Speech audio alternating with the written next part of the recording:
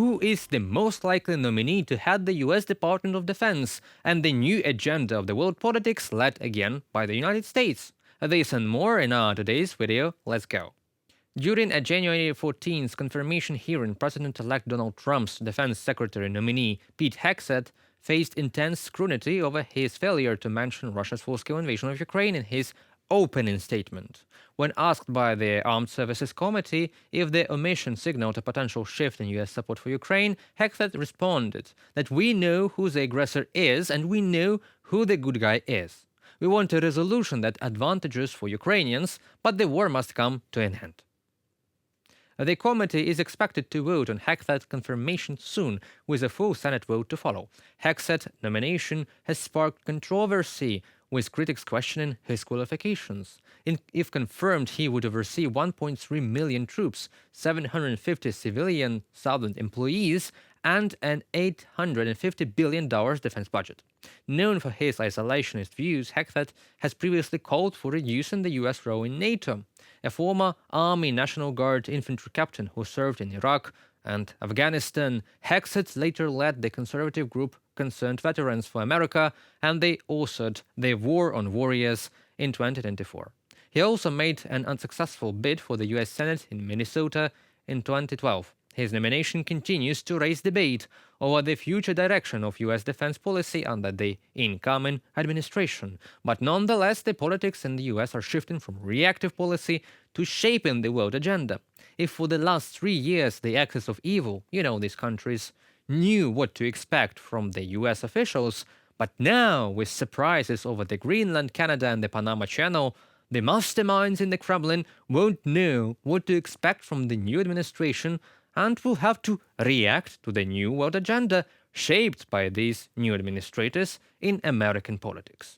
We know who the aggressor is. We know who the good guy is. We'd like to see the resolution of the war be as advantageous for the Ukrainians as possible. Pete Hegseth, President-elect Donald Trump's choice to be defense secretary. Well, as far as we can see, the world agenda is really changing. Remember when Trump ordered a mass strike on the Assad forces back in the day? President Trump then ordered the attack on Al-Shariat Air Base, the base from which the chemical attack on Syria's Idlib province was launched. The missiles were launched from US Navy ships in the eastern Mediterranean Sea. Who knows what happens when the axis of evil will try to do something against the US interests worldwide. And for the guest today, we have Ivan Stupak, a well-known military analyst and a former employee of the Security Service of Ukraine. Mr. Stupak, I welcome you. Hello. Glad to be with you. Thank you for being in our studio again. And today I would like to discuss you the current geopolitical agenda that is shaped at the moment by the President-elect Trump and his possibly new Department of Defense and other departments. The first one is an interesting opinion that all this show with Canada, with Greenland, with the Panama Channel, all the allegations and claims is a move, a geopolitical and diplomatic move to take back the initiative from the axis of evil from Russia, Iran, who have been doing something and then the United States reacts, to make United States foreign policy not reactive, but proactive. What do you think about that? Oh, it's a tricky question. Look, currently, right now, we are not totally sure what would be foreign policy of Mr. Trump and his team after January the 21st January, after his inauguration as the president of the United States. Nobody knows. Nobody knows about his team. Nobody knows about, for 100% about his advisors, his people who will realize his policy over Ukraine, over Iran, North Korea, etc., etc., etc. So I prefer to stay and wait until Mr. Trump will form his team and start making his own policy toward, as I mentioned, Iran or North Korea.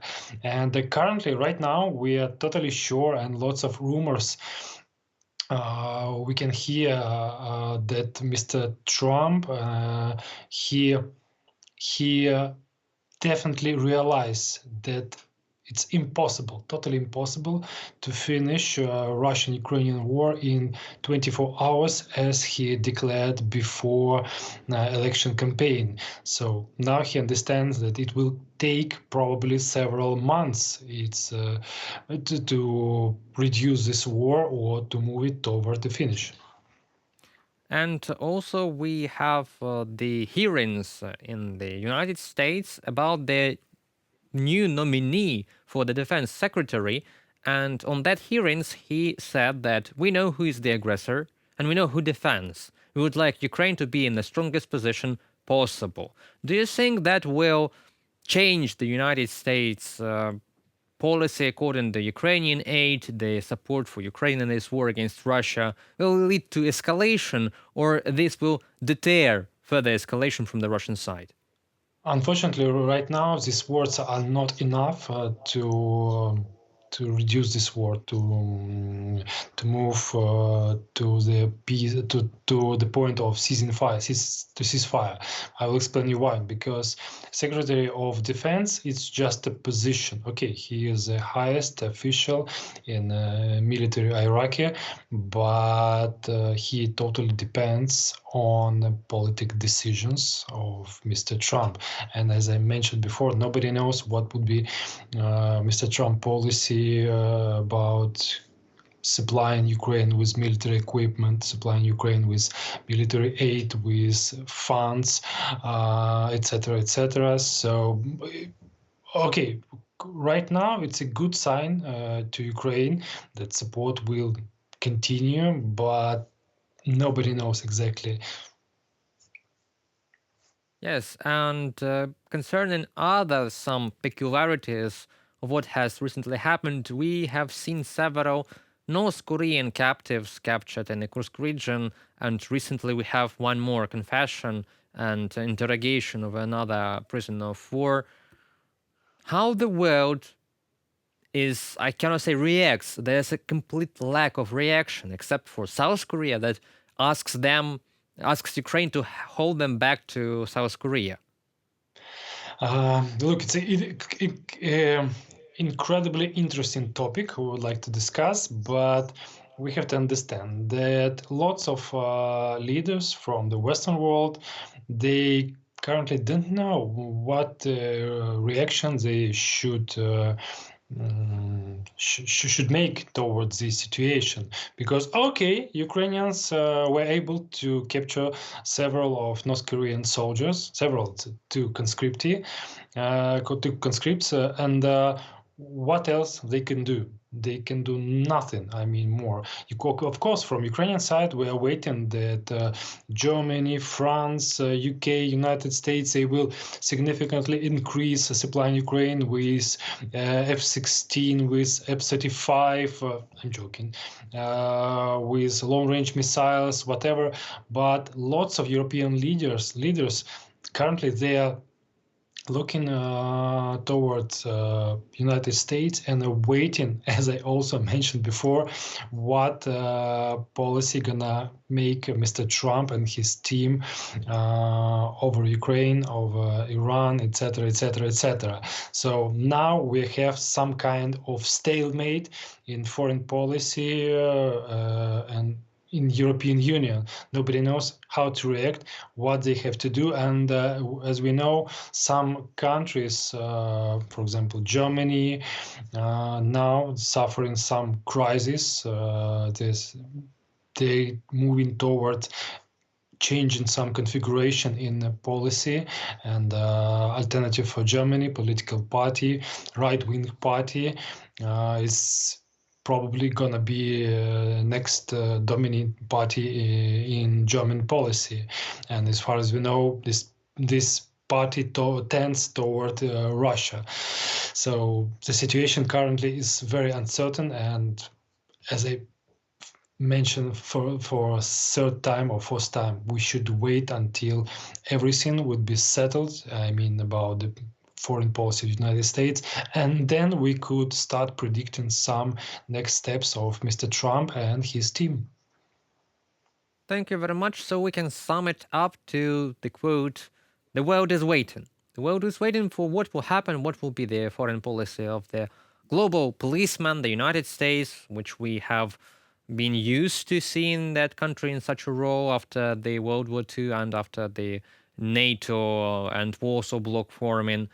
And also maybe the world leaders and some parties will understand that tending to such populist politicians is not the way to fix problems, because populism doesn't solve problems. It promises to solve problems. We have right now in Slovakia that Robert Fico will be presented with a votum of not believing him. So it will be a question, yes, a votum of not believing him, and another also elections possibly in Slovakia because of his Moscow trip and his pro-Russian policies and tendencies and rhetorics. So pro-Western and opposition parties will initiate that process. Yeah, and look, in general term, what we have discussed with you, the world, I mean, a progressive world, progressive countries, they are in a standby mode. So everyone is waiting what's going to be next. And as you mentioned about this example of Mr. Fico, it's just one more example that everything could be changed with a finger clicks. That democracy is working, but currently democracy is not so reactive. It's more reactive, yeah, but not proactive as dictatorships, because dictatorships are more effective in some turbulence, in some decision making, but democracies are too slow, lots of discussion, lots of opinion, and time is running out. Yeah, I believe that being proactive in the authoritarian states is because they don't have to plan elections. They don't have to win power back again from the nation, from the people. And all depends, everything is depends on a decision, but by only one person. It doesn't matter. It was Nikolai Ceausescu, Vladimir Putin, Bashar Assad. They are all dictators, and they have enormous rights, enormous power within their countries, and they could make some decisions very quick, very fast, very effective, as we could see about cooperation with North Korea, with Iran and Russia. And for right now, about 60% of supplied shells to Russian army, they were supplied by North Korea. So also North Korea quickly respond on request of Russian Federation and supplied Russia with about 11 to 12 thousands of North Korean soldiers. So it's very quick response. Thank you very much, Mr. Stupak. So we have finalized that the world is waiting for something to happen after January 20th. And I'll ask our viewers to remind how Nicolas Ceausescu and Muammar Gaddafi and even Bashar al-Assad, how they ended. So these were dictators not so long ago, from the late 80s to 2024. All dictators tend to end their rule very violently and not in their favor. For sure. Thank you very much for being in our studio today, Mr. Stupak, and hope to see you again. Thank you.